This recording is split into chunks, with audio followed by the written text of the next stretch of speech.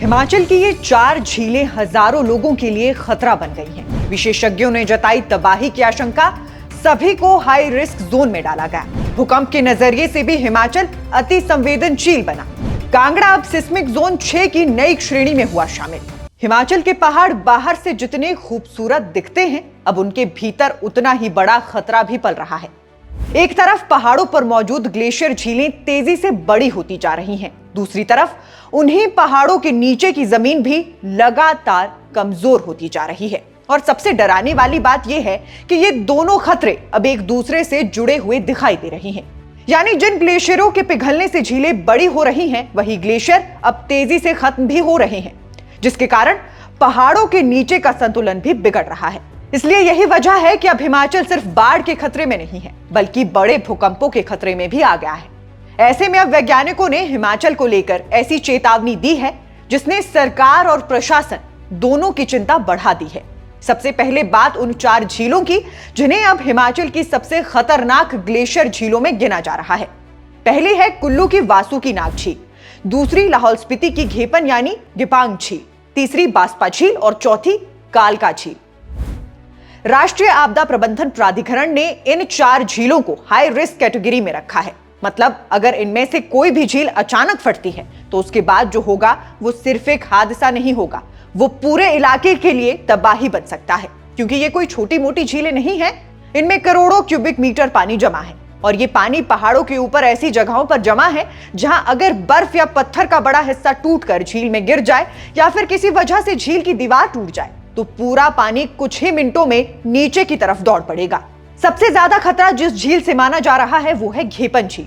National remote sensing centre की report के मुताबिक पिछले 33 सालों में इस झील का दायरा 176% तक बढ़ चुका है। यानी जो झील पहले एक सीमित इलाके में थी वो अब 100 हेक्टेयर से ज्यादा क्षेत्र में फैल चुकी है। इतना ही नहीं, इसमें अब इतना पानी जमा हो चुका है कि अगर ये झील फटती है तो उसका असर सिर्फ लाहौल स्पीति तक सीमित नहीं रहेगा। पानी तेजी से नीचे आएगा, चंद्रा नदी में जाएगा, फिर आगे दूसरी नदियों में मिलेगा और उसके बाद नीचे के इलाकों में अचानक बाढ़ आ सकती है।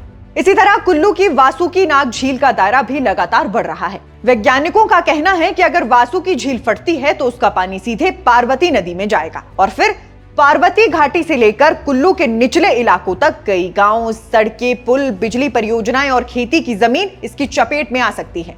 कल्पना कीजिए, ऊपर पहाड़ पर मौजूद एक झील फटती है और कुछ ही मिनटों में नीचे रहने वाले लोगों को संभलने तक का मौका नहीं मिलता। नदियां अचानक उफान पर आ जाती हैं, सड़कें टूट जाती हैं, पुल बह जाते हैं, गांव में पानी घुस जाता है और कई बार लोगों को यह तक नहीं पता चल पाता कि आखिर हुआ क्या है। दुनिया के दूसरे हिस्सों में ऐसे हादसे पहले हो चुके हैं।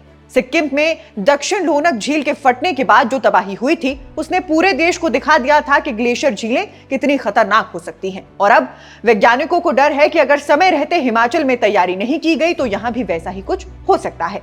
इसलिए अब पहली बार हिमाचल में इन झीलों का बड़ा वैज्ञानिक अध्ययन शुरू किया जा रहा है।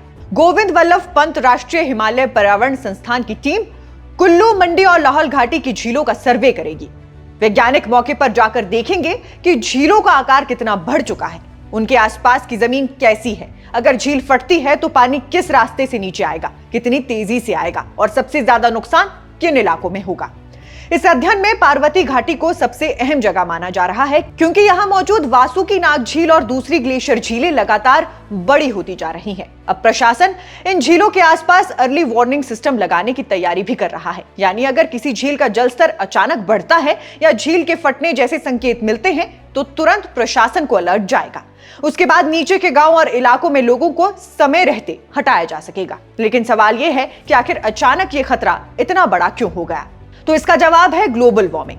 हिमाचल में पहले जैसी बर्फबारी नहीं हो रही, सर्दियां छोटी होती जा रही हैं और पुराने ग्लेशियर तेजी से पिघल रहे हैं, जिसकी वजह से पहाड़ों पर पानी जमा होकर नई झीलें बना रहा है और पुरानी झीलों का आकार बढ़ता जा रहा है। लेकिन कहानी यही खत्म नहीं होती, क्योंकि अब वैज्ञानिकों का कहना है कि यही ग्लेशियर जब खत्म हो रहे हैं तो उससे पहाड़ों के नीचे का संतुलन भी बिगड़ रहा है। और यही बात हिमाचल के लिए दूसरा बड़ा खतरा बनकर सामने आई है। धर्मशाला में हुई एक अंतर्राष्ट्रीय कार्यशाला में देश के जाने माने भूविज्ञानी और पद्मश्री डॉक्टर हर्ष के गुप्ता ने ऐसी चेतावनी दी है जिसने सबको चौंका दिया है। उनके मुताबिक अब सिर्फ कांगड़ा या चंबा ही नहीं बल्कि पूरा हिमाचल भूकंप के लिहाज से पहले से कहीं ज्यादा संवेदनशील हो चुका है। यहां तक कि कांगड़ा जिले को अब सिस्मिक जोन 5 से भी ऊपर एक नई श्रेणी यानी सिस्मिक जोन 6 जैसे खतरे में देखा जा रहा है। ध्यान रखिए, भारत में अभी आधिकारिक तौर पर सबसे खतरनाक श्रेणी सिस्मिक जोन 5 मानी जाती है, लेकिन वैज्ञानिकों का कहना है कि कांगड़ा का खतरा अब उससे भी ज्यादा हो चुका है। यानी अगर भविष्य में बड़ा भूकंप आता है तो उसका असर पहले से कहीं ज्यादा विनाशकारी हो सकता है। और इसकी एक बड़ी वजह वही है जिसके बारे में हम अभी बात कर रहे थे, ग्लेशियरों का तेजी से पिघलना। डॉक्टर हर्ष गुप्ता के मुताबिक पुराने ग्लेशियर जब हटते हैं तो पहाड़ों के नीचे दबाव का संतुलन बदल जाता है।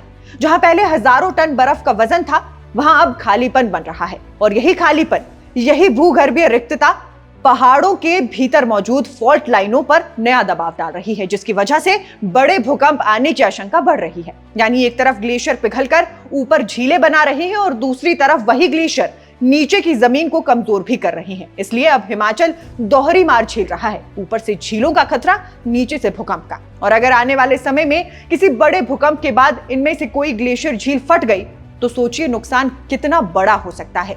पहले भूकंप से पहाड़ हिलेंगे, फिर झील की दीवार टूट सकती है और उसके बाद नीचे पूरी घाटी में पानी और मलबा फैल सकता है। यानी एक साथ दो आपदाएं। और शायद इसी वजह से अब वैज्ञानिक लगातार कह रहे हैं कि हिमाचल में सिर्फ राहत और बचाव की बात काफी नहीं है, अब पहले से तैयारी करनी होगी। सड़कें, पुल, मकान, स्कूल, अस्पताल, सब कुछ अब पुराने तरीके से नहीं बनाया जा सकता, क्योंकि अगर कांगड़ा सच में सिस्मिक जोन 6 जैसी स्थिति में पहुंच चुका है तो निर्माण के नियम भी बदलने होंगे। ऐसी इमारतें बनानी होंगी जो बड़े भूकंप को सह सके। ऐसे गांव की पहचान करनी होगी जो झील फटने की स्थिति में सबसे पहले खतरे में आएंगे। ऐसे रास्ते तय करने होंगे जिनसे लोगों को तुरंत सुरक्षित जगह पर पहुंचाया जा सके। और सबसे जरूरी, लोगों को यह समझना होगा कि यह खतरा भविष्य की कोई कहानी नहीं है, यह खतरा अभी मौजूद है और हर साल बढ़ता जा रहा है, क्योंकि हिमाचल के पहाड़ अब पहले जैसे नहीं रहे। आप इस विषय पर अपनी क्या राय रखते हैं, हमें ये कमेंट बॉक्स में जरूर बताइएगा। अभी फिलहाल के लिए इस रिपोर्ट में बस इतना ही। नमस्कार।